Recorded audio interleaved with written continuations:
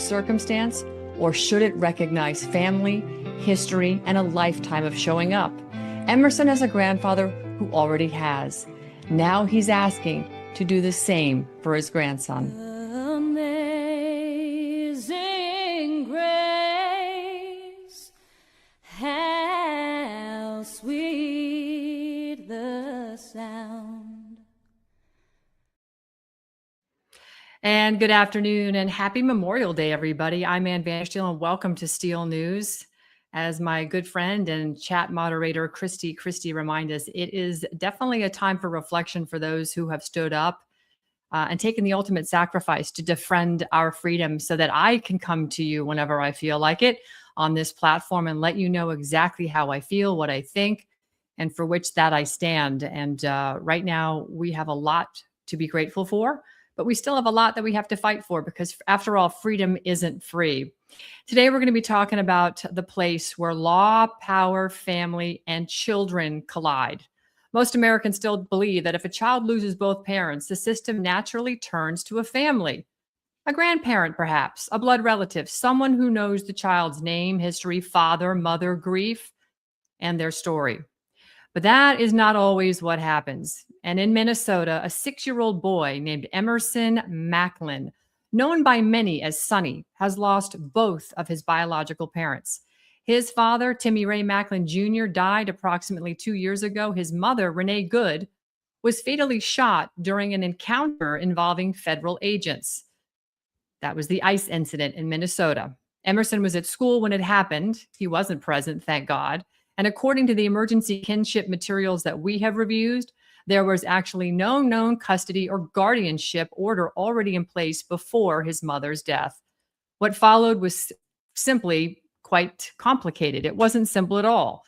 It was not automatic. It was not, where is his family? Instead, Emerson became the subject of a guardianship fight. Rebecca Good filed for guardianship and conservatorship.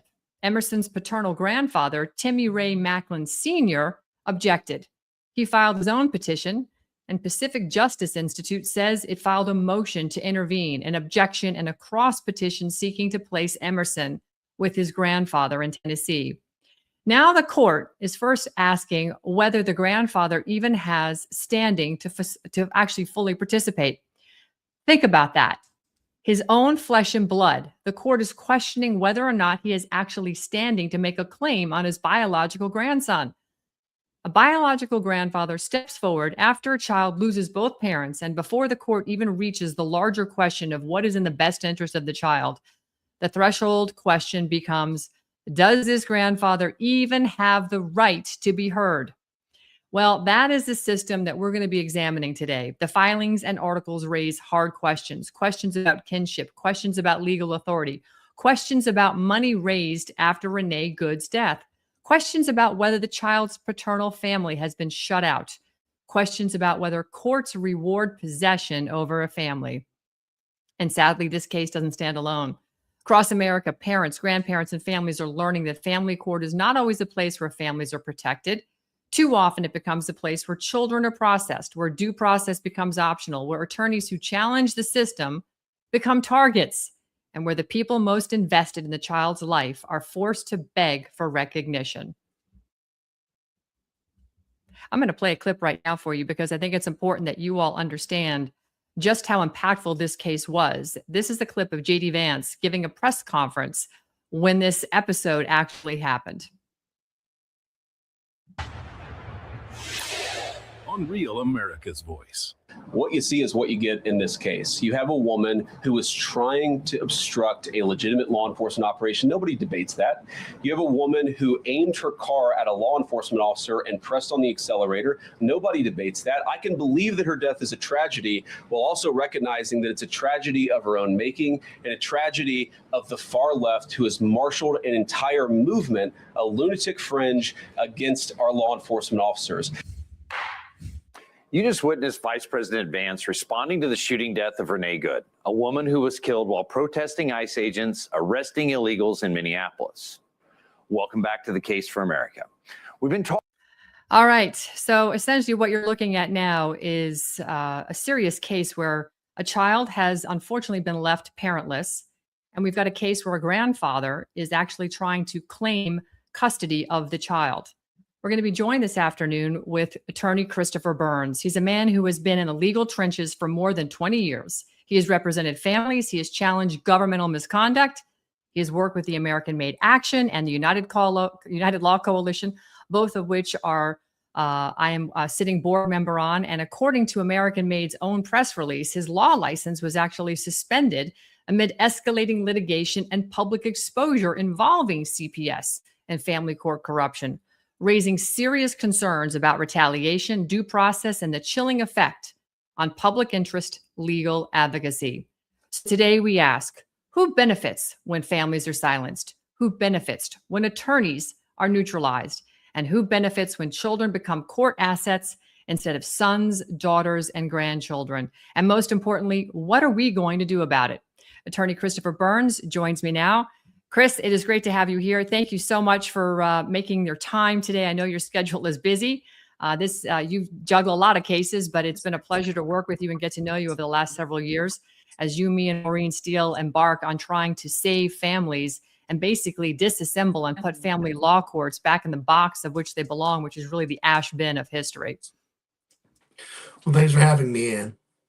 So, Chris, I want to get, you're a seasoned attorney with more than 20 years of legal experience, and you have a reputation for fearless advocacy and high stakes involving cases around family law, criminal defense, personal injury, estate planning, corporate law, constitutional rights, and a whole host of other things around government accountability. You actually were admitted to the New Hampshire bar in 2002 and the Louisiana bar in 2005. You were the managing attorney at Burns Legal Services, and you handled complex legal battles and defended clients facing very powerful institutions. But you've also shown a lot of leadership through Parenting Support Center, working to protect children in complex custody matters. Give us a little bit about your background that I haven't touched on so that my audience can fully grasp just how seriously you are committed to the sanctity of the family and the egregious acts of the family law court. So for the majority of that time, I've been practicing close to 25 years. For about 20 plus years, I represented families accused of abuse and neglect of their own children, court-appointed work. So I probably handled hundreds of those cases over the past 2 decades. And you go into these thinking, okay, well, the court is where you're going to get a decision based on evidence, exhibits, the statutes. But in family court, the technical rules of evidence don't apply, and you often get decisions based on emotion, especially when you're walking into a courtroom and your client is accused of doing probably one of the worst things you could possibly be accused of, and that's abusing your own kids.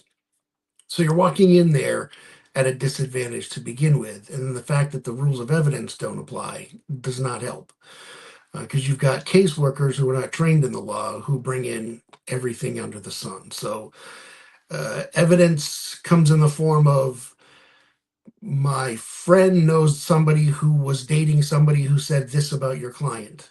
Suddenly that comes in because the technical rules of evidence don't apply, and you don't keep it out. Now, what credibility the court gives it depends on the judge, but it's sort of the wild, wild west when it comes to, court procedure and protocols. Sure. So you've worked in family law, Chris. You worked in criminal defense, estate planning, personal injury, corporate law. What became the most personal form of law to you, and why? Oh, by far, family law. Everything else, or mostly everything else, is just, it's a numbers game. So Sure. it's gonna cost you this much to go forward, and this is what your potential return is. Like Sure. that's easy when you're talking about businesses, corporations. You can always get the money back. It's much different when you sit in a courtroom, in a conference room, and tell your client, the state's going to take your kids, and now here's a laundry list of what they want you to do to get them back, and you've got a limited amount of time to do it. And if you don't do it, they're going to terminate your rights and have your kids adopted by somebody else. So would you say that's probably the most egregious pattern that you've seen in family court that frankly most Americans wouldn't believe? Or are there other aspects of family law that Americans wouldn't believe until it actually happened to them? Oh, it's got to be this notion, once Child Protective Services makes an allegation against you, well, they've got to have some good evidence or else they wouldn't make the allegation. So that's about as far as the average person who's never interacted with Child Protective Services gets. They just assume they're professionals, they know what they're talking about. This parent must have done something really bad. So was there one case or one moment in time when you realized this wasn't just about an isolated bad decision in the family law court, but it was more of a systemic problem? Yeah, I think that I can't point to one case, but after, doing this for 20 years, talking to other attorneys who had been doing it, the same thing with me, mom and dad, if they're both accused, both get an attorney, separate attorneys. So just talking to the other attorneys, my own experiences, and then things that you think that can't happen. I can't tell you how many times a parent has called me and said, "This is my case." And I've told them, that doesn't sound right. Bring me in your court documents and I'll look Mm, at them, and it's accurate. Taking kids without due process, taking kids without court orders, moving them from one place to another in foster care. It's unreal that you read a statute that says the primary purpose of the statute, the number one purpose of the statute is to reunify families. And sure. yet they're getting placed in foster care for the simplest of reasons. So why do you keep taking the cases that actually put you in conflict with the powerful courts, these agencies, these disciplinary systems? Because clearly they're what it looks like to me is child trafficking from what I've uncovered. Well, the reason why a lot of these cases have attorneys is because they rely on people who just graduated law school. When you're court appointed counsel in these cases, you get a reduced rate for years and years. They recently increased it, but the court approved rate was $60 an hour. Now you're coming from an area where the average, if you had a private client paying you, you're in the neighborhood of $300 an hour. So you're making a fraction of what you could be making if you had private clients. So it's a lot of new attorneys who don't have a client base right out Right. of law school who are learning as they go. And I was why I got involved to begin with, but I never stopped because I always have that thought in the back of my head: if I don't help them, who will? Who will? That's exactly right. So most Americans actually hear the term family court. They assume it's private, procedural, and probably fair. But the families that we've talked to, and I know you've talked to far more than I have over the years, well, they describe something completely different. They talk about sealed proceedings, limited discovery, weaponized evaluations, guardians ad litem, CPS pressure, attorneys afraid to challenge judges, and families that have been bankrupted just trying to be heard. So, why is family court so difficult to challenge if it's so utterly and openly corrupt, Chris? Well, there's very little appellate review is one of the reasons. So where I practice, you can appeal. You have a due process right to appeal. So they'll give you an appeal because they have to, but your appeal goes from the family division straight to the Supreme Court. Now, the odds of the Supreme Court taking a case where parents are arguing with each other or arguing about having the rights terminated is pretty slim. I think last year it was like 5 cases were accepted under these circumstances. So the only time the Supreme Court's going to take a case out of the family division is when there's a new statute that the Supreme Court needs to interpret so everybody knows how to apply it to the cases coming up. But other than that, you get a form letter that says the family division is the best court to determine the credibility and evaluate the witnesses and evidence, and they're not going to disturb that.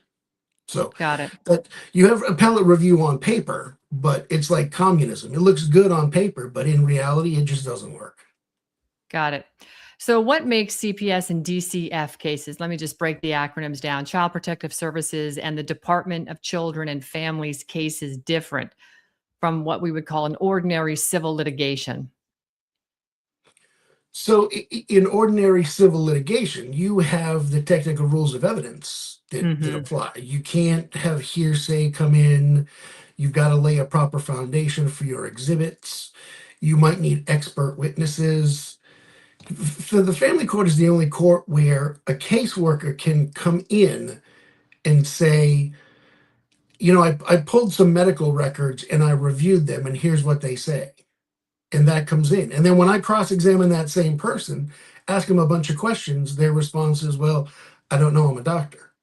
All right, well, if you're not a doctor, why did the medical records come in then? If you're not a doctor and you can't answer my questions, they shouldn't come in. But because the technical rules of evidence don't apply, they always do. So then what happens when the state separates a child from a parent or a biological family before the facts are fully tested?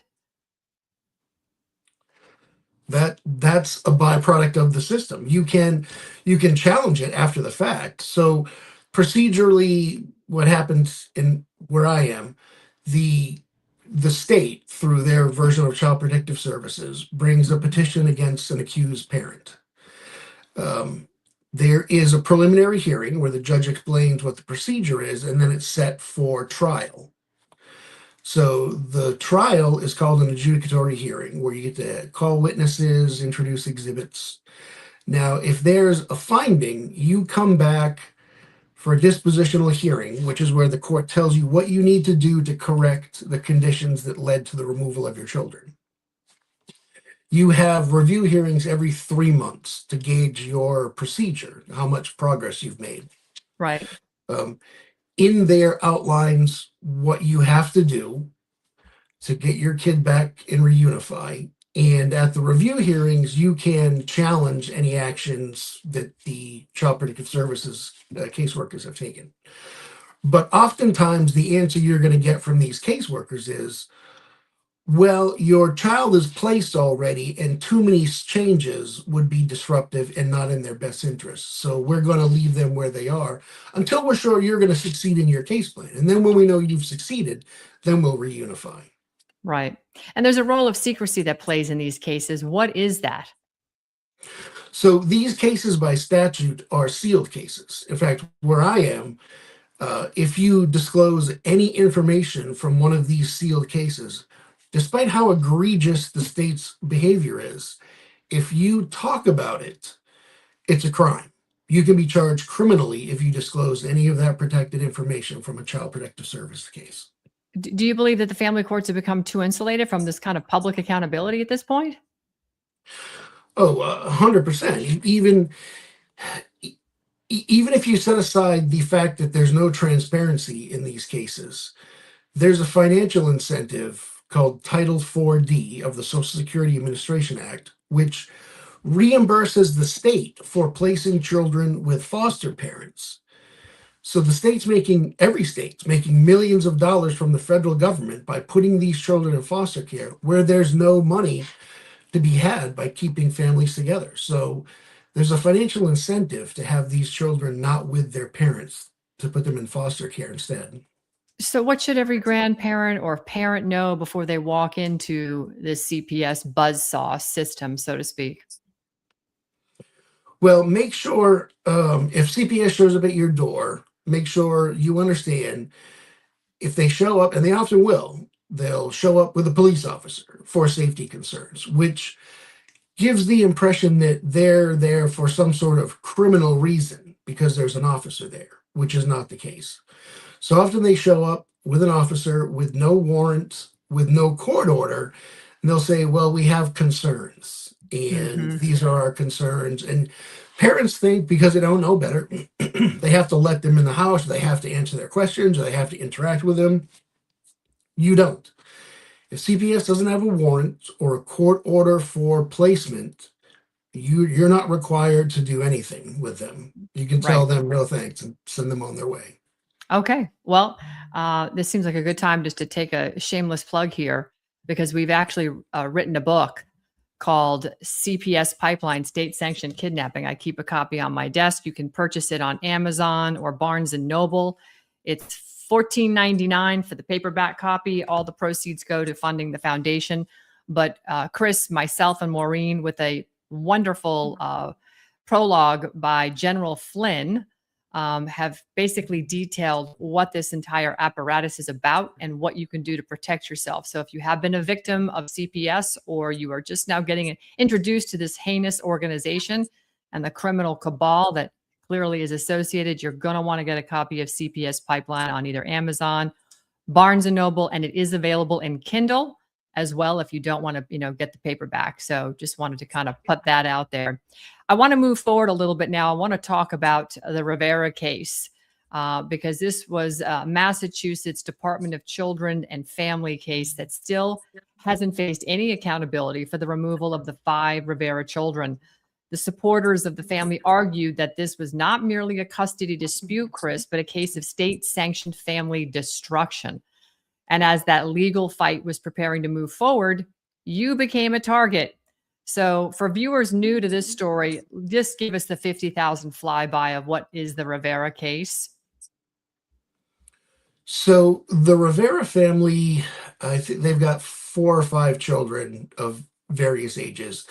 Their youngest one was 8 months old or something like that when this started, a young newborn. And they would go to the doctor, and they had a religious exemption for vaccinations. And the doctor they went to kept telling them, you need to get a vitamin K shot for your youngest child. And they kept saying, well, no, we have a religious exemption. It should be in the file. And they had just switched pediatricians. So this doctor was saying, well, it's not in the file. I guess we'll eventually get it. And for whatever reason, it never seems to materialize in the file. But the pediatrician keeps asking them for it. And at one appointment, he said, you got to get it, or I'm going to have to report you to Child Protective Services. Now, to back up for a second, he's talking about vaccinations. A vitamin K shot isn't even a vaccination. A vitamin K shot is when you give a newborn vitamin K to help blood coagulate. So if they get cut, they have a new immune system, they can't coagulate their blood yet. So it could be a potential problem if the cut is bad enough. Mm-hmm. But by the time a child is 6 months old, it's my understanding, you don't need the shot because your system has developed to that point. The vitamin K is irrelevant. And we're talking about a child that's now 8 months plus old. So the need for the vitamin K shot it's not an inoculation. It's to help coagulate blood, and we're beyond the time frame anyways. So Right. the shot should be moot. It shouldn't even be necessary. And can I interrupt? There's a black box warning around this shot as well. So the fact that to have an institution that's not even constitutional mandate a black box warning shot, which means it's like alarm, alarm, alarm. It's not exactly a safe shot that you can just, bank on 100% of the time. There's no issues. So I'm sorry, I didn't mean to interrupt, but it's an important piece. I think people need to know this. Right. There's some evidence, very substantial evidence, that it's not really a good idea to give it to a child. Right. But at any rate, they've got the exemption. We're beyond the time frame. So the family does probably what I would say the most innocuous thing they could possibly do, which is say, okay, if that's the policy in Massachusetts, we're just going to move to a state where we don't have to get them. So they decide to move to Texas. And they, in fact, moved to Texas. The state of Massachusetts finds out they have moved. And then Child Protective Services in Massachusetts calls up Texas and says, they're wanted fugitives, so you have to go arrest them and send them back to us. And the reason why they're fugitives is because we've charged them with kidnapping their own children. Now, this is not a case where these parents are separated and one parent during its visitation just disappeared.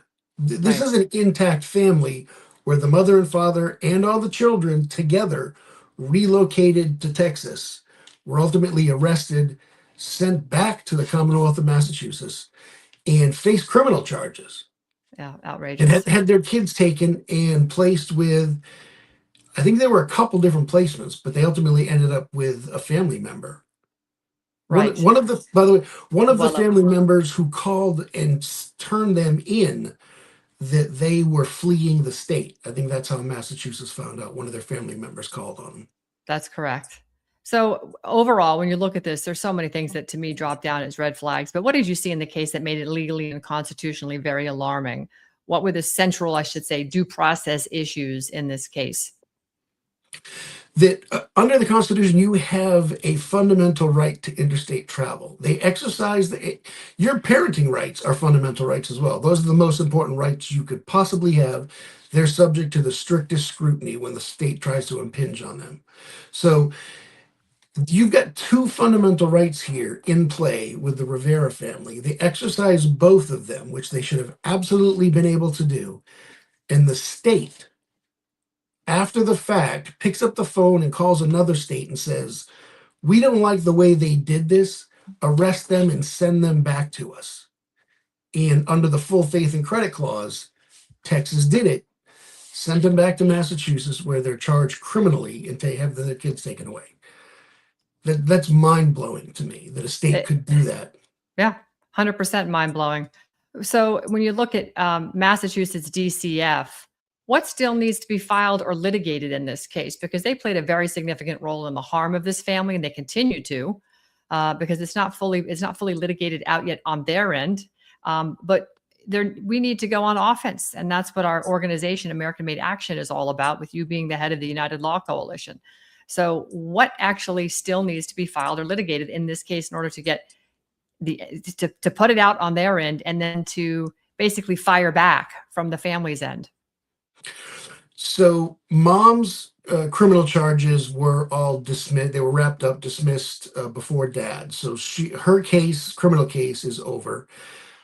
She has been reunified with the children. So that aspect of it is taken care of. Now, her aspect is taken care of, but that's not the end of the case, because even after she reunifies with the kids, Child Protective Services, not being able to say we screwed up or we did something wrong, now still had dad's charges pending. You have to wrap up the criminal charges before you can do anything civilly. But even after even after his criminal charges wrap up, they're saying, because for some reason they have labeled dad as an abuser. Now, there's no evidence of that. The caseworker just determined, based on my experience, I think dad's abusive and mom's covering for him. So their position now is, with mom, you can't be around dad. You can't have the kids around dad, or else we're going to come and get them again. Right. With zero evidence of any of that. Right. So why should the public care about one family's case in Massachusetts? Is there some sort of common pattern between Rivera's case and other CPS cases? Yeah, it's not a one-off. This happens all the time. Courts taking kids with very little or no evidence. It's based on speculation. It's based on hearsay. If you go and read the statutes that allow Child Protective Services to remove kids, they're all potentially based on speculation. There's always going to be these cases where a kid is abused. There's actual abuse. I mean, we'd all agree on those cases, but those are the very small percentage of cases. The vast majority of cases, I would say 80+%, are not based on any actual abuse or harm. Because if you read the statutes are all worded that it could be actual harm or harm that could potentially happen in the future. Now, you're 2 degrees removed from actual harm at that point. It's its potential, and it's in the future. So you could make up a fact pattern for anybody that satisfies that statute. That's right. And I think next week you could potentially abuse one of your grandkids. So we got to open an investigation into you. I don't know how or what you're going to do, but you based on my experience, I think you match a pattern. That's it. So understanding that that's just how loosey-goosey this all is, what happens to the parents when the system labels them before the evidence is actually tested? So they're put on a registry, a child abuse registry, Now, Wow. some states allow you to be removed, some states do not. In Massachusetts, I believe, I'd have to look at the statute again, but I think it's either 70 or 75 years your name is going to be on that child abuse registry. Even if you prevail in your case and you get your case thrown out, the registry is not a registry of convicted or found abusers. It's just a registry of accused abusers. So you're on that list for the next 70 years. Now, I won't ask you how old you are, Ann, but if I went on the list, I would be about 125 before my name came off that list. Wow. It Are you not kidding? It's that long, Chris? I mean, that's more than double your Oh yeah. lifespan. I know how old you are, and you know how old I am. I'm 59 almost. 58. I'll be 59 in a month. So, I mean, are you telling me that there's at least 50 years plus before we'd actually come off that list based on the Oh yeah. courts? That's In disgusting. some jurisdictions. And here, and I think this is representative of other jurisdictions as well, but where I am, let's say Child Protective Services doesn't have enough information or evidence. Now, keep in mind how low it is, the bar to meet the burden. There are cases where they still, even though the bar is that low, don't have enough evidence to meet that bar. So they will make what's called an internal finding. Right. So they will go to one of their own sort of committees within Child Protective Services and say, hey, I think we need to have an internal finding against this parent. They will make an internal finding, put you on their internal registry, and now with no evidence whatsoever, there's an internal finding against you, which you can appeal. And the most recent one I appealed, we have been waiting. They're supposed to get these orders out within 30 days. We're coming up on 1 year. We've been waiting for the order from this administrative agency to Right. appeal their internal finding. It was June of 2025, waiting almost a year for something that should have taken 30 days. In the meantime, it took years to get to the appeal in the administrative agency. So And meanwhile, she the children has are growing up. The children are getting older, and they're becoming more damaged. But continue on. her child is in an institution. She has not seen her kid for at least 5 years. I think it might be closer to 7. Wow. But and they've charged her criminally. They've made an internal finding against her. They keep throwing hurdles at her, and she keeps winning. And even though she keeps winning, she has not seen her kid for close to 7 years, I believe. That's just so unreal. It's so unreal. Again, I just want to remind everybody, there's a book out that you probably want to get. We wrote it, Chris, myself.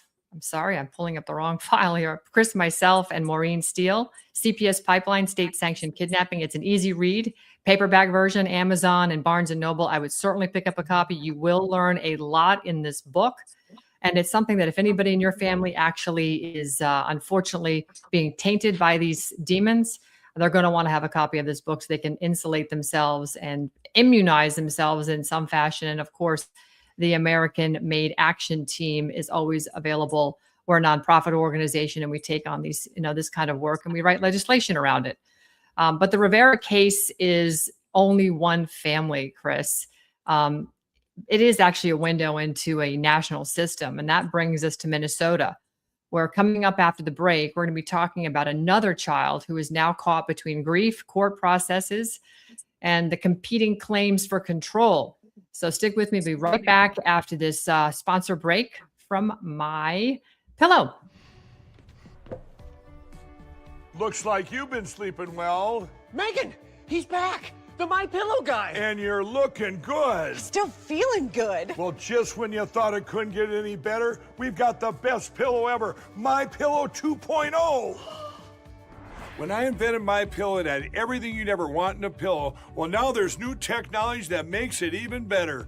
My Pillow 2.0 has my patented fill combined with a cooling fabric with temperature regulating thread. My Pillow 2.0 is truly the next generation of My Pillow.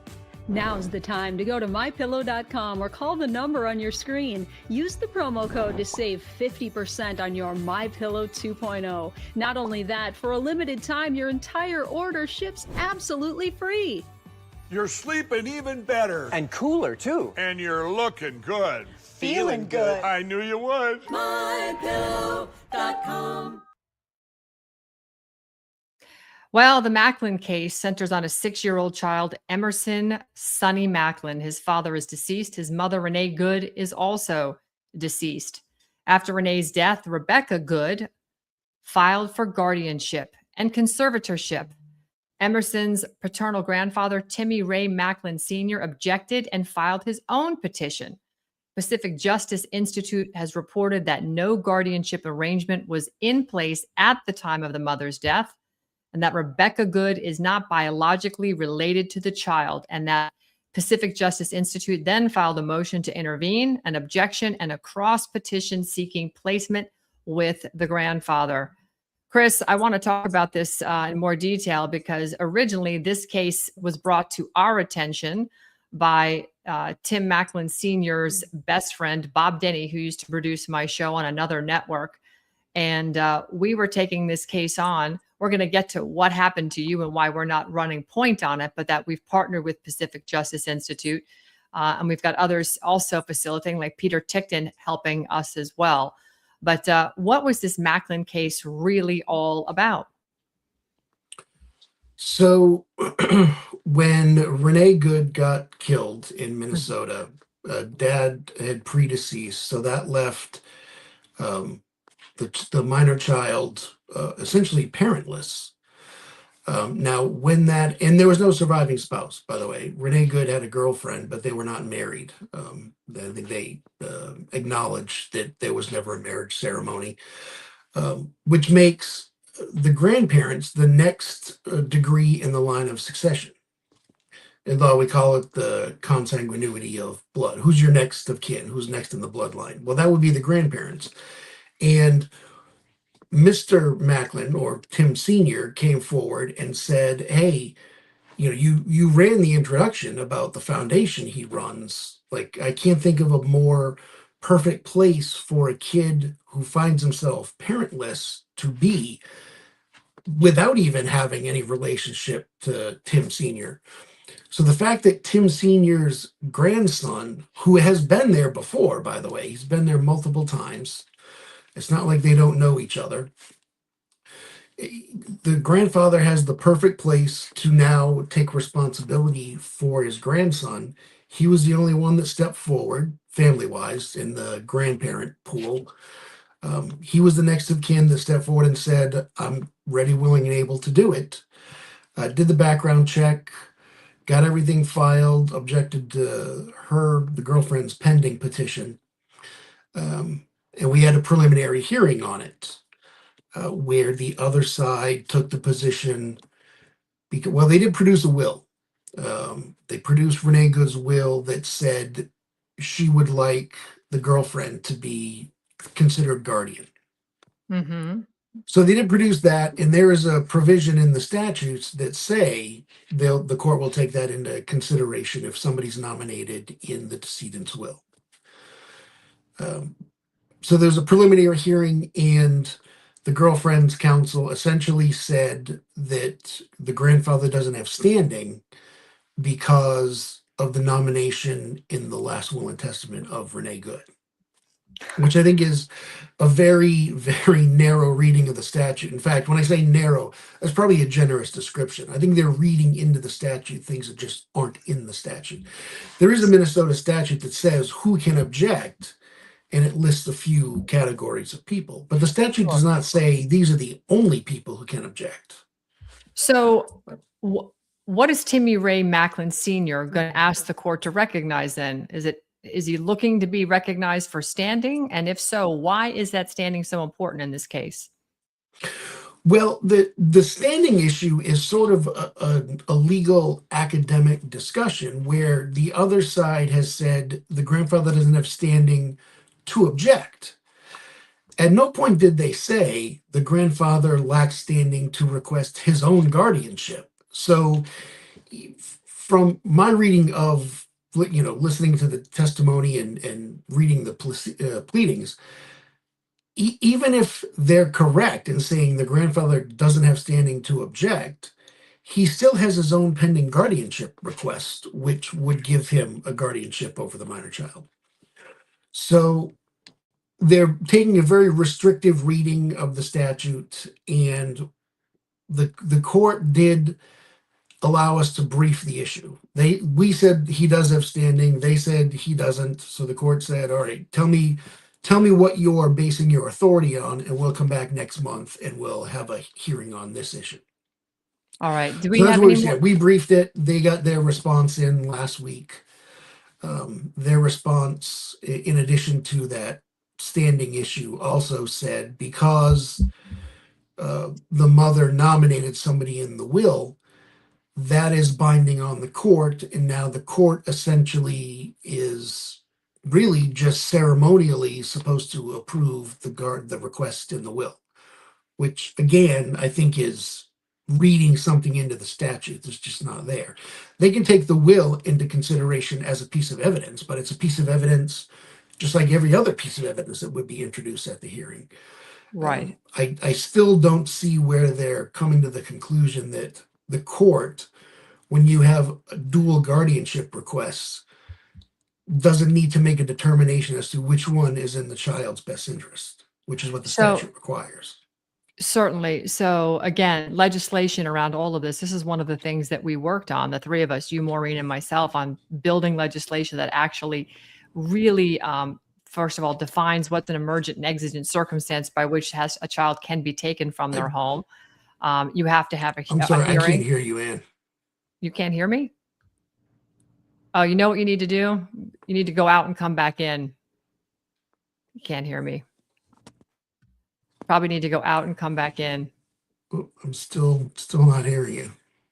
All right, I'm going to text you right now. Hang on, guys. I think Chris needs to put his phone on do not disturb.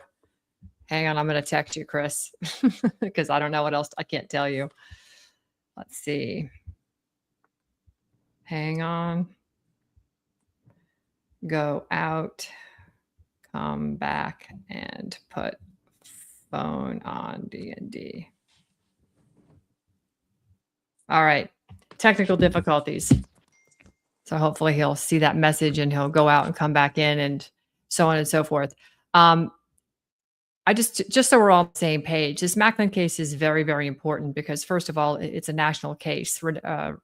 Renee Good was killed on live television when ICE shot her. Everybody remembers the footage coming out of Minnesota months back. And there is a little boy who is involved in the case. And I have lots of footage of his child, very happy with his grandparents on their farm. His grandfather rescues a lot of women who've been battered, children who have had, terrible tough upbringings in their homes. And he has restored a lot of people from wayward, choices in life, very successfully, all without contracting with any sort of state or federal organization. He takes no state or governmental money to do this. It's all donation. He's the pastor of a church in Tennessee. And his grandson, Emerson Sonny, has been to his house numerous times and had, a lovely experience and loves being there. And frankly, from what I'm told, doesn't want to leave. There's plenty of footage out there. Chris, great. I'm sorry about that. I was just sort of reminding everybody this case that there's a lot of evidence that can be found to actually support the fact that this child would be much better off with his grandfather, starting with evidence of family videos of when the child has visited. I played some of that in the open of the show where the child is with his grandfather in his church, and he hides when his parents said it was time to leave. He didn't want to go. He wanted to stay with the grandfather. So is that the kind of evidence that can be admissible in court to sort of build the case for the grandfather to be the better custodian for this child? Right. And sort of here's my concern in these cases. Like that's where people start. But the way I look at this, that's really starting on step 2 of the process. Step 1 should be, let's take a look at the question as to why he even has to do that. He's the next of kin. Right. There's no reason why he shouldn't be next in the lineup for the guardianship. but now he's competing with somebody who is not blood related, not related by marriage. Now maybe she had a connection with mom, and mom said, I think she's a good option for a guardianship, but that's not binding on the court. It's just sort of another example of fundamental parenting rights being eroded by the court. We know he's next of kin. Nobody even doubts that. We're just going to come to the conclusion he lacks standing because mom's girlfriend is named in the will. Right. That's insane to me. Okay. No, I think it's insane also. And I think it's a great point, which brings us to money, marriage, will, and conflict, really. So this is the threshold fight, frankly, before the court hears the full story, before there's even discovering, before the full best interest analysis, the grandfather must first win the right to stand in the courtroom more than an outsider. So if you look at, several of the articles and filings are raising questions right now that are uncomfortable, but they're necessary. And if adults are going to ask a court for guardianship and conservatorship over a child, especially where money may have been raised publicly after a parent's death, then that public has a right to ask, where is the money? What authority is being claimed? And who's protecting the child's legal interests? So you've got a situation where there was public fundraising reportedly generating approximately $1.5 million after the mother, Renee Good's death, while court pleadings reportedly identify $350,000 in estate-related filings for Emerson, raising some questions about accounting, trusts, and expenditures and court oversight. So I guess what financial questions should a probate court ask when a minor child may be connected to large public donations? Well, if you look at the paperwork that they filed, it asks for the value of the child's estate if you're requesting a conservatorship. The number they put in their paperwork is, I can't remember, it was 3 or 350, but it was just 300 plus, which, I mean, that's not even a specific number. So like you said, anybody can go look at the social funding. There was $1.5 million at least raised for social funding for the family. How it goes from $1.5 million to 300 plus, I mean, how many questions can we come up with right now? Like, where did all the money go? There's no accounting. What was the total?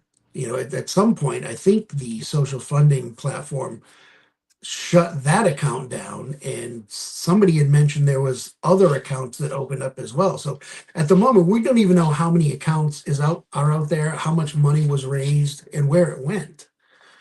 But we just have a number that says 300 plus. Well, what's a conservatorship? How is it different from guardianship then? So guardianship oversees sort of the day-to-day behavior of the child, who's going to physically have the child and be responsible for a minor. The conservatorship gives somebody the right to manage someone's finances. So if you don't have any finances, you would just get a guardianship versus a conservatorship. Okay. In this case, there's substantial money, so there's got to be both. Who should control the money raised in the name of a deceased parent's child then? Well, historically, it would be the next of kin, or whoever takes control of the guardianship usually, but not necessarily. You could have a different conservator versus a different guardian, especially if there's questions about the money. It would be like having a trustee oversee someone else's trust. So what records need to be produced then in order to determine who is going to be in control of that? Well, how much money was raised is the initial question, and that we don't even know. And then we got to figure out where it went. If some of it's been spent, was it used for the child? So in the case of the Macklins, or of Renee Good, I should say, Rebecca Good, what happens if someone claims spousal status? Because, Rebecca Good was married to Emerson's father and left him for Rebecca Good. Renee Good was married to Emerson's little son's father, and she left him for this woman, Rebecca. So what happens if Rebecca decides to claim spousal status? Should there be some sort of documentation to prove that?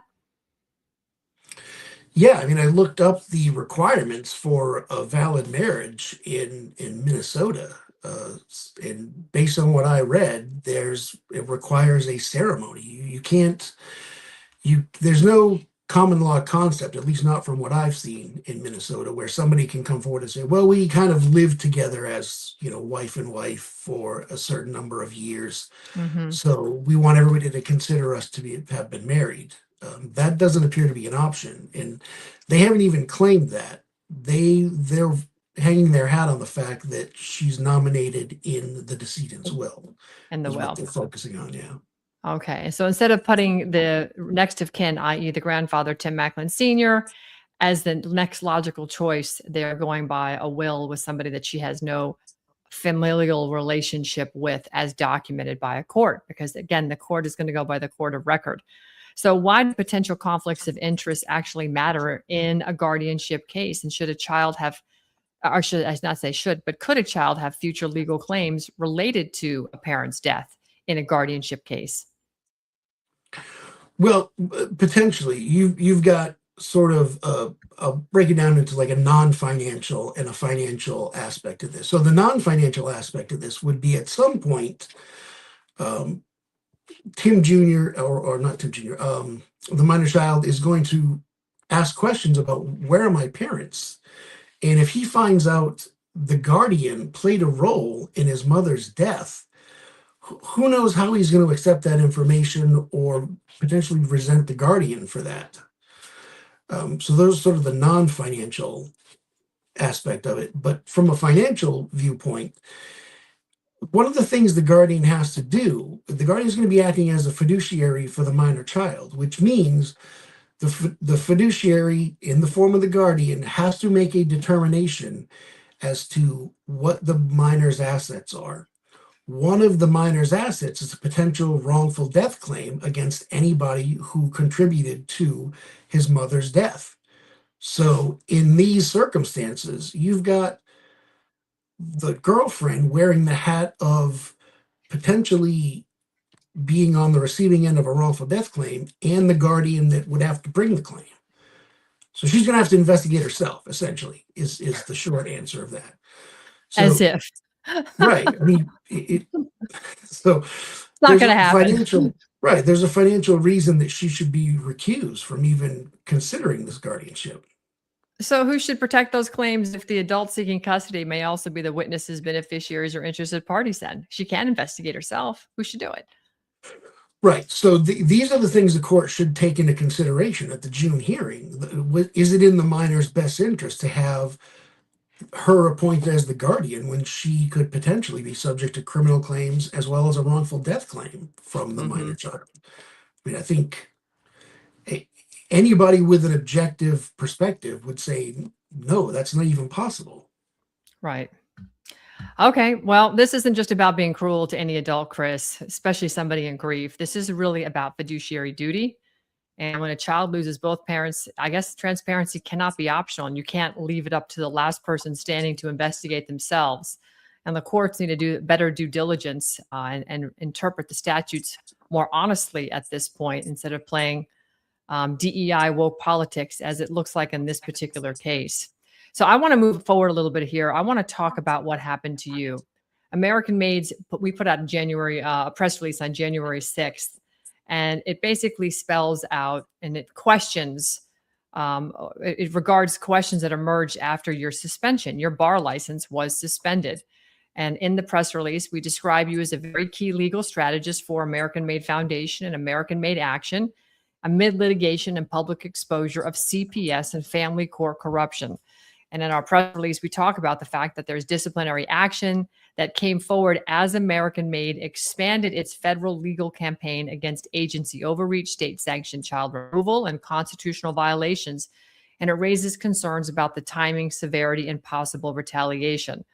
So this is pretty significant what happened to you because you have been doing the work in family law that you really cherish and you put forward above all else, all the other law that you've done in the past because you understand the significance of the family. You and I agree. You can't make America great if the families aren't great. And right now, families are literally under attack. So break down a little bit for our audience. What happened to your license and what were you working on when the disciplinary action occurred? So I had brought suit against the state of New Hampshire and some other agencies in a federal case for the New Hampshire Nine, which are 9 people who, I'll give you the short version of the story. There were just 9 people who were arrested at a governor's meeting regarding the state taking COVID money. This is back during COVID. But they had a question as to when we take the money, what are we agreeing to? And they actually read the proposal. And in order to take the COVID funds, we were agreeing to have COVID camps here. So they were going to the governor's meeting to essentially say, what does this mean? Like, who sets up the camps? How do you end up in them? How do you get out? Like, what does any of this mean? We're going to take this money in exchange for having COVID camps here. And the way the governorship here is set up, the governor is one of the weakest governors. There's an executive council that kind of makes the decisions based on input from the governor. But at these meetings, there's a public comment forum. They went the first time, and it sort of devolved into chaos, and there was sort of a riot that broke out. It had nothing to do with them, but it got tabled until the next month, and it came up again, and it became obvious when they got there, well, because of the last meeting, the public forum section was roped off. You couldn't access it. Only if you were pre-approved to speak could you get access to the podium to ask any questions or make any comments. So they had to come up with a plan B. We can't comment, so what are we going to do? So they decided to silently protest when the governor got up and made his pitch to the executive council that we should accept these funds. The 9 individuals said, we're going to stand up and turn our back to show our displeasure. And that's exactly what they did. And they were all ultimately arrested and charged with disorderly conduct, interrupting a government meeting. There were a couple other charges as well. But all they did, no one disrupted anything. They didn't shout. They stood up, turned their back, and they ended up getting arrested for it. Yeah. So much for your freedom of speech, right? So right. So in that going, I had a couple other cases involving suits against police departments. So you can only go ahead. You can only kick the beehive so many times before the state puts you in the crosshays. When you try to mess with the system messes with you. That's the point. And so to this thing, it's a closed loop system. Family law, well, frankly, a lot of law. Bar card attorneys are they swear an oath to the bar over and above even the Constitution. I mean, their allegiance, and they prove it out in this case point with you, where you are actually calling the system out for the egregious behaviors of the system and what they do in terms of these family law cases and other cases for that matter. But it's a big club, and we ain't in it. And now you're not in it.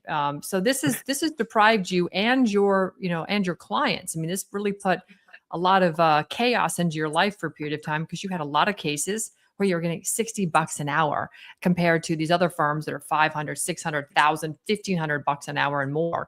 I mean, that's the kind of work you were doing, and they're depriving you and your clients. So of lawful representation, what evidence or arguments were you prevented from presenting in any of these cases? In my case? Yeah.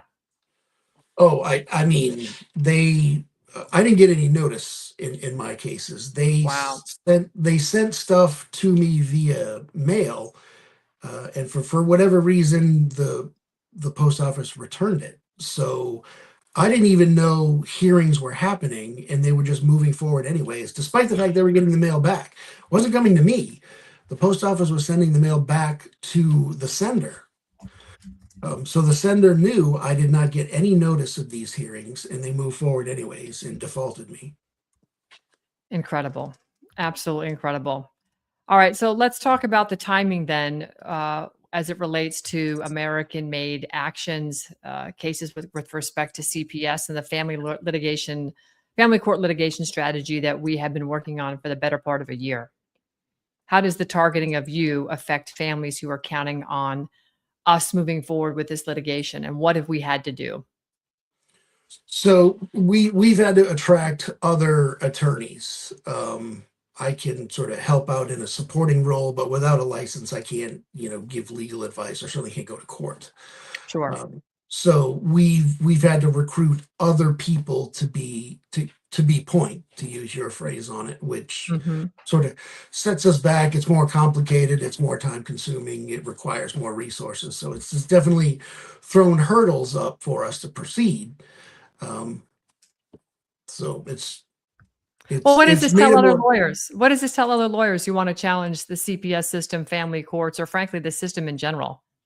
Well, right. Sort of. There's always a secondary or a tertiary level of analysis. The secondary level is, you know, think twice before you try to buck the system Right. because you might Are there not like the remedies outcome. available? Are there remedies available to you now? So we're working on vacating some of the stuff that was done previously, but I mean, we all know how time consuming the courts are. So it's just we're working on it, but it's just a matter of time. Right, and that's just it. They're trying to run the clock out. They wanna make sure that they deprive you of being able to earn an honest living to help good people, many of whom been in this chat probably, because they understand just how desperate the situation gets when they have an attorney like yourself who will go to the mattresses for them, and then get sidelined. They're gonna try and wait the clock out in hopes that you have to go flip hamburgers at McDonald's just to make ends meet, essentially. I mean, this is just how diabolical they are.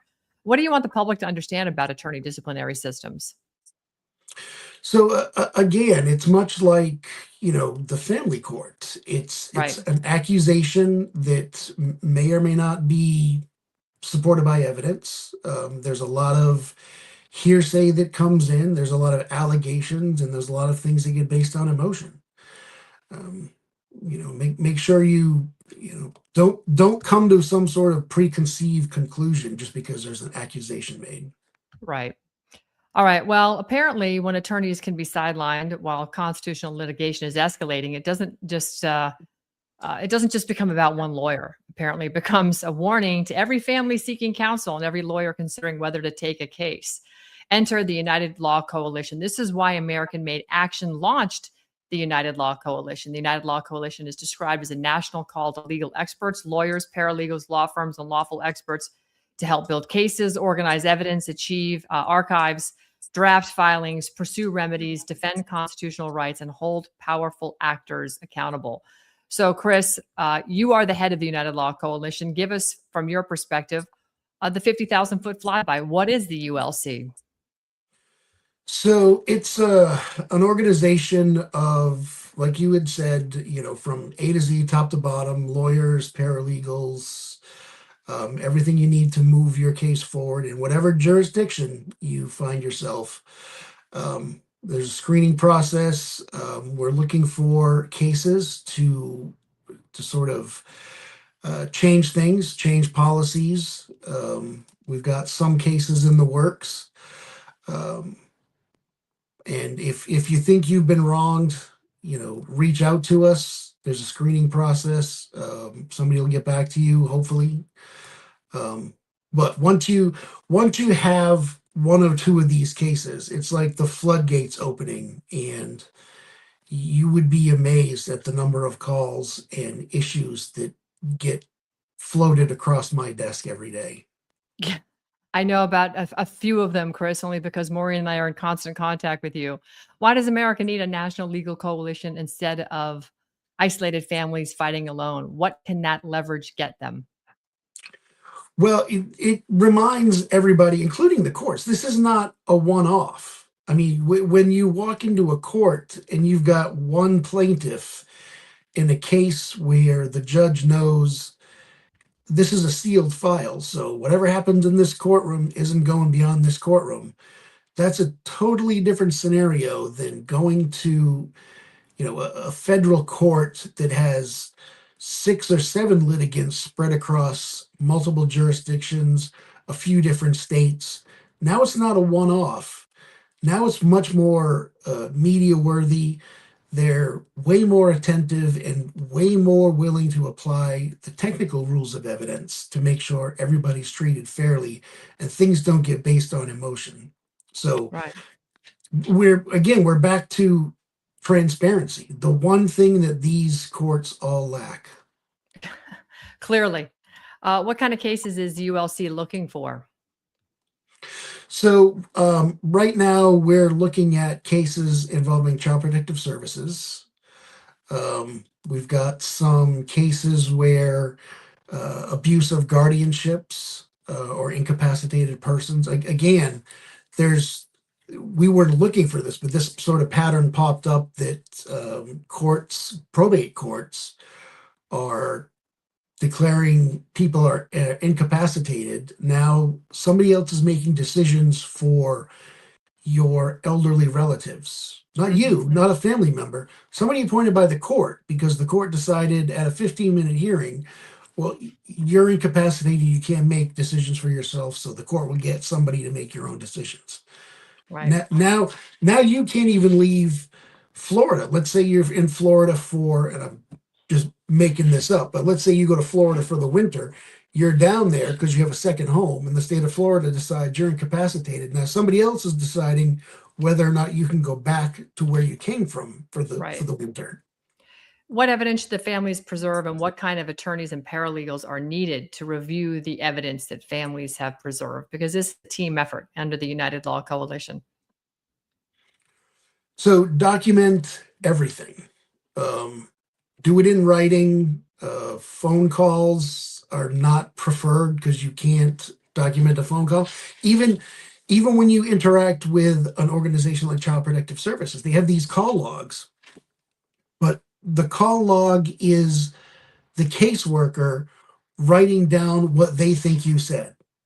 So they're essentially making their own record. So whatever, I've seen call logs of calls I've had with the caseworker that look nothing like the actual call that I had with the caseworker. Wow. So do everything in writing, if at all possible, and make sure it's in pleadings, because if somebody else takes the case over, another judge is on your case, the first place the judge is going to go is the pleading sections in the court file. Okay. So make sure the important stuff is in the pleadings. Okay. I'm going to move into the rapid fire questions here. One thing every parent should document immediately when CPS appears.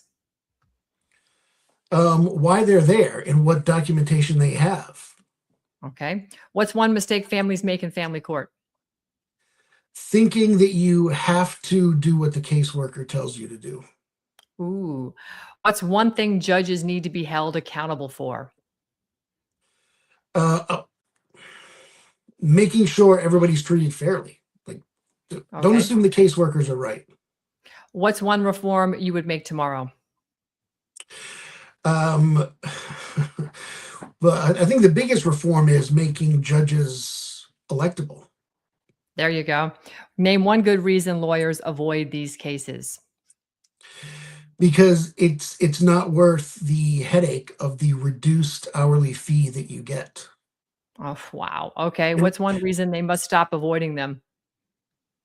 I'm sorry, repeat the question. What's one reason these lawyers must stop avoiding these cases?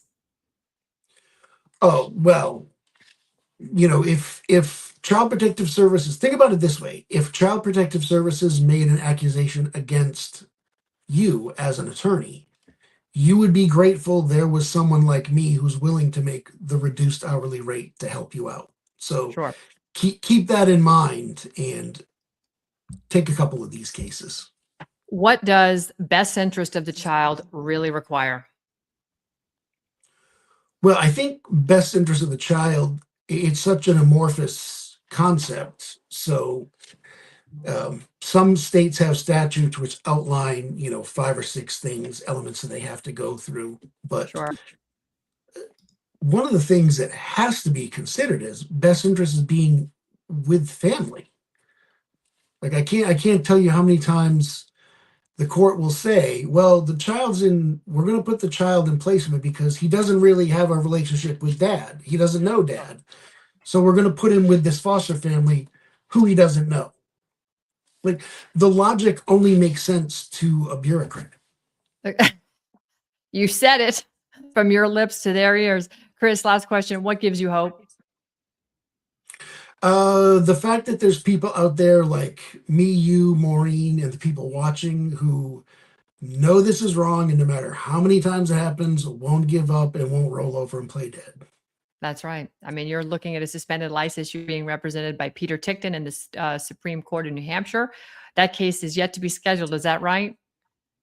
Yeah, we're still waiting.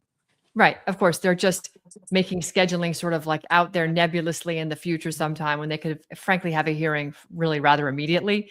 But this is the games in which they play, and yet you are still in it to win it. And you're here because you believe in the sanctity of the family. It's our fundamental right to raise our children. For whatever that's worth, it is still our fundamental right. Chris Burns, the director of the United Law Coalition, a director at American Made Foundation and American Made Action. It is an honor to work with you, and I appreciate you taking the time to help educate the public today and hopefully instill some hope in folks out there. Give them some good ideas of what they should and shouldn't do. And, we're all in this together. So this is how we govern. We govern ourselves, and the bureaucrats are supposed to listen to us. Frankly, we need to just get rid of them. So God bless you. Thank you for being here. Thank you, Ann. All right. Wow. Well, that was a very enlightening interview, I think, for some that have not been fully up to speed on what goes on with Child Protective Services, family law courts. But you've now gotten a little look into what American Made Action is doing and our United Law Coalition, in which Chris Burns, who is an incredible attorney, is very, very brilliant, is facing his own legal challenges because they've decided to suspend his bar license because they don't like the fact that he's challenging the system. How can you stay informed? Well, pick up a copy of this book, CPS Pipeline State Sanctioned Kidnapping. It has got, as you'll see here, it is not a very thick book. It doesn't have scratch and sniffer pictures, guys, but it is very concise and to the point, and it has a bonus chapter, chapter 11, written by KL, who joins us from time to time and puts out incredible content on trusts and wills and estate planning, et cetera, how to circumvent the jurisdiction. But this book is very, very, very valuable. General Michael Flynn wrote the foreword to the book, and I think you all should pick up a copy and get yourself educated. All the money goes to the foundation in terms of funding litigation because we've got to work with other attorneys, and they do work for a reduced rate, but we still have to pay them. That's how it works. So today's conversation isn't just about one attorney, one grandfather, one child, or one case. It's about a system that can take a family tragedy and turn it into a court-controlled proceeding where the people closest to the child have to fight just to be heard. A system that can take a biological grandfather and force him to prove he is standing after his grandson has lost both parents. Imagine having to prove you have standing to get your biological baby. Unbelievable. A system that can take a mother's death, a father's death, a child's grief, public fundraising, competing petitions, disputed authority, and sealed proceedings, and then ask the public to simply trust the process, trust the plan. 2 weeks to slow the spread. I mean, we've heard this. We've been there before. Have we not learned a lot since COVID? I don't trust a process that hides from scrutiny. I don't trust a process that treats grandparents like strangers, and I do not trust a process that silences parents, disciplines dissenting attorneys, and calls it justice. The Macklin case matters because Emerson Sonny Macklin matters. He's not a symbol. He's not a fundraising line item. He's not a political prop. He's a child. He has a name. He has blood running through his veins. He has family. He has a grandfather asking to be heard. And the Rivera case matters because 5 children matter. Their mother and father matter. Due process for all matters. How many cases of due process were blown straight out to smithereens during J6? You see, the playbook is the same.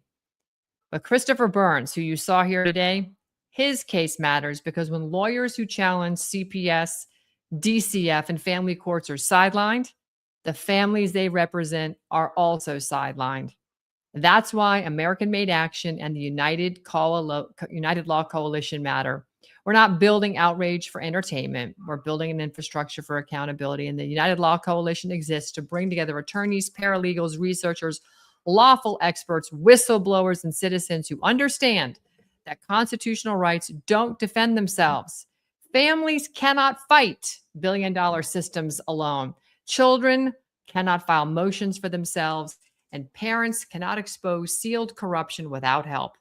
And good attorneys cannot stand alone while disciplinary systems are weaponized against them.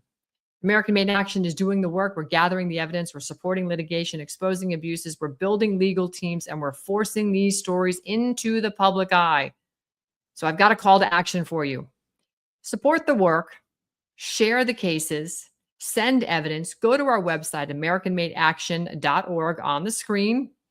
You can upload your cases and take what Chris Burns said to heart. Keep all of your evidence. Track everything. Join our coalition if you're an attorney and you want to help. And then you can also help fund the legal fight, help build the archive, help protect families who are being crushed in silence. Because if we don't stand now, the next family may be yours. And if the courts can decide who gets your child without truth, transparency, and due process, then we do not have justice. We have authoritarian control. I'm Ann Vandersteel, and this was Steel News. Stay loud, stay free, and never stop fighting for the children. Have a blessed day, everybody. Thanks for joining.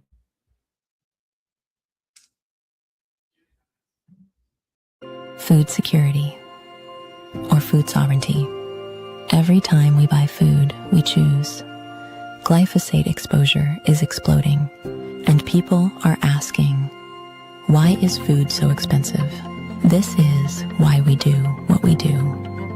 Organic fields, thriving orchards, the purest ingredients straight from the earth. From our farms to your family, we do the testing so you don't have to. You save time, you save money, and our regenerative farms continue to grow. It's time to remove what does not belong, rebuild with cleaner inputs.